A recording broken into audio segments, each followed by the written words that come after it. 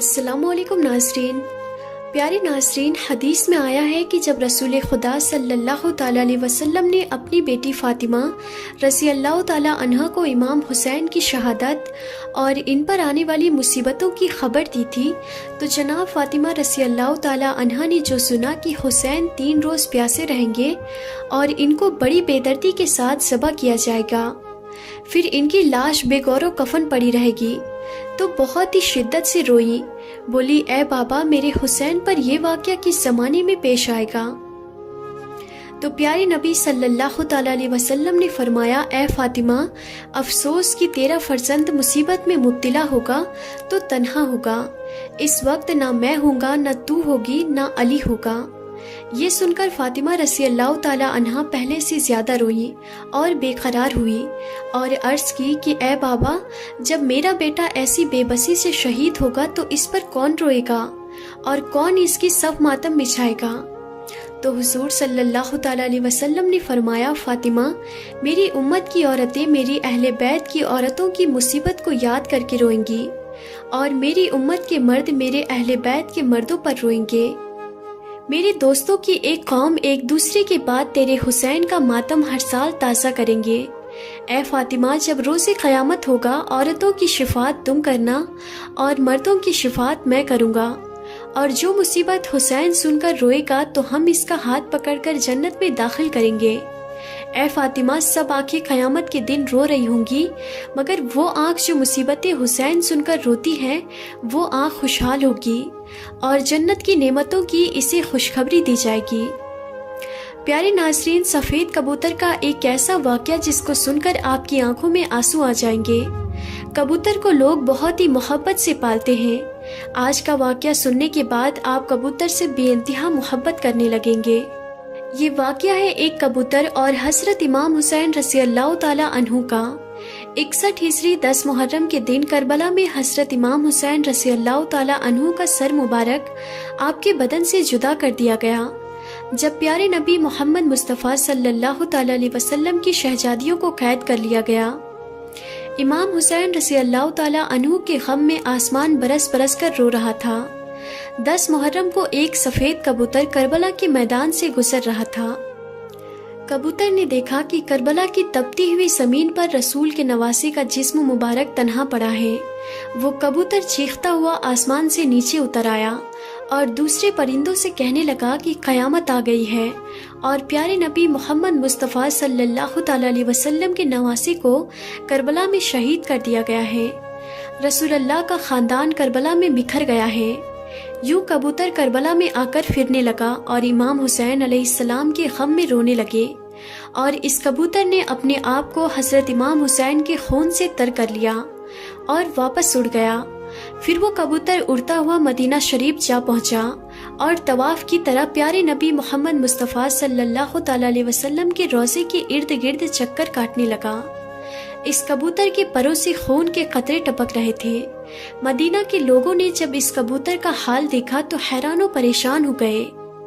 इसके बाद जब इन लोगों को मालूम हुआ कि करबला में हज़रत इमाम हुसैन अलैहिस्सलाम को शहीद कर दिया गया है, तो फिर मालूम हुआ कि सफ़ेद कबूतर प्यारे नबी रसूलुल्लाह सल्लल्लाहु ताला अलैहि वसल्लम के रोज़े पर क्यों आया था। कबूतर ये पैगाम देने के लिए आया था कि रसूल के नवासे को बेदर्दी से शहीद कर दिया गया है। इसीलिए बुजुर्गों ने इरशाद फरमाया है कि दुनिया में जो सफ़ेद रंग का कबूतर है वो इसी कबूतर की नस्ल में से है। अल्लाह ताला ने इन कबूतरों में इतनी शिफा और बरकत रखी है। तारीख में लिखा है कि मदीना में एक गांव में श्याम नाम का यहूदी था। इसकी एक बेटी थी जो बहुत ही खूबसूरत थी। इसको अचानक ही बोहर का मर्ज हो गया, जिसकी वजह से इसके हाथ पाँव और आंखों ने काम करना ख़त्म कर दिया। वो लड़की नाबीना हो गई। इस लड़की को देखकर इसके रिश्तेदार और मोहल्ले के लोग इससे शदीद नफरत करने लगे। लोग बातें करने लगे कि कहीं ये मर्ज हमें न लग जाए। वो यहूदी अपनी बेटी को लेकर इस शहर से दूर चला गया। एक बाग में जाकर इसने अपनी रिहाइश कर ली। वो यहूदी सारा दिन शहर में काम करता और वापस शाम में अपनी बेटी के पास आ जाता। एक दिन ऐसा हुआ कि वो यहूदी अपने काम में इतना मशरूफ हो गया था कि वो शाम में अपनी बेटी के पास ना आ सका। لڑکی پریشان ہو گئی کہ اتنا وقت ہو گیا ہے اور میرا والد ابھی تک آیا کیوں نہیں ہے۔ اپنے والد کو ڈھونڈتی ہوئی ایک درخت کے نیچے جا پہنچی۔ لڑکی نے محسوس کیا کہ اس کے آس پاس ایک پرندے کی چیخ بھری آواز آ رہی ہے۔